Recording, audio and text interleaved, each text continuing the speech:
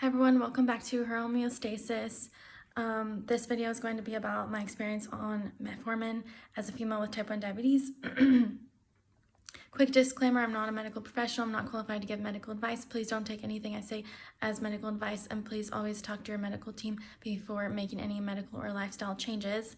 So I want to give a quick update. So I have been very busy. I got very sick. I had a really horrible cold, was coughing a lot, lost my voice for like 3 weeks, got laryngitis, and then also had an ear infection, which caused me a fever, and I was just sick for like a whole month. That's partly why I wasn't posting for a while, and then like a whole bunch of other things too. I'm not going to get into it because I'm not going to bore you with everything, but yeah, I've just been like extremely busy, sick, and everything. So, but I decided I should like give an update that I am taking metformin. I first learned that it could help females with type 1 diabetes like when I first started doing research on it, which I think was like back in 2016 or 2018.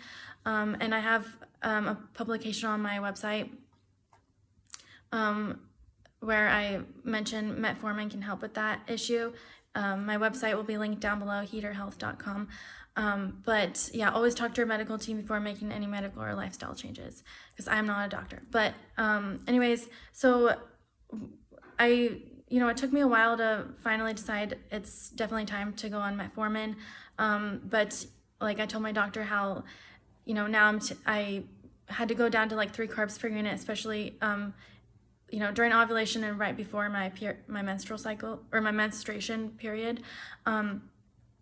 And then we agreed like, yeah, that, it does seem like I am becoming resistant. Insulin, my insulin resistance is increasing, so we decided it would be a good thing to go on metformin, and it really has helped me a lot.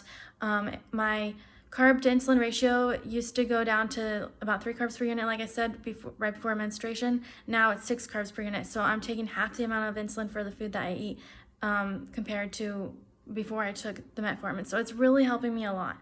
And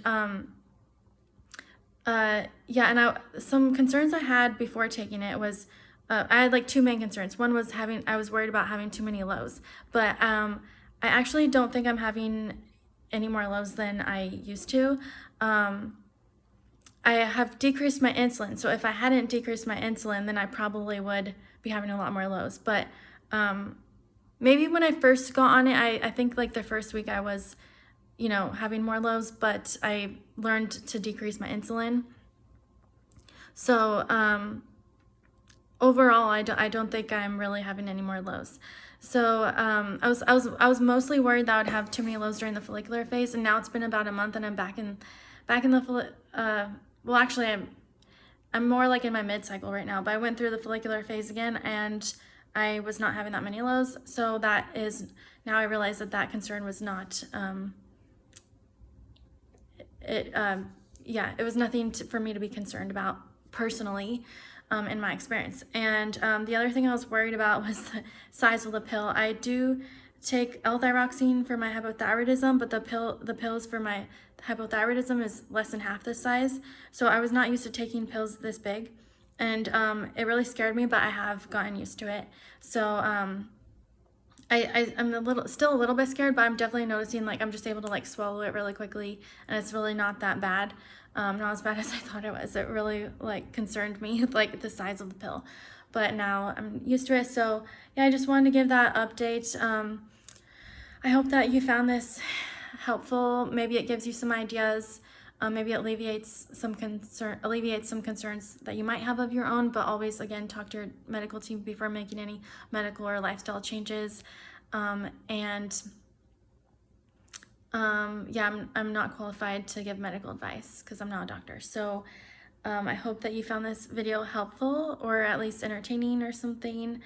So thank you for listening. Peace out.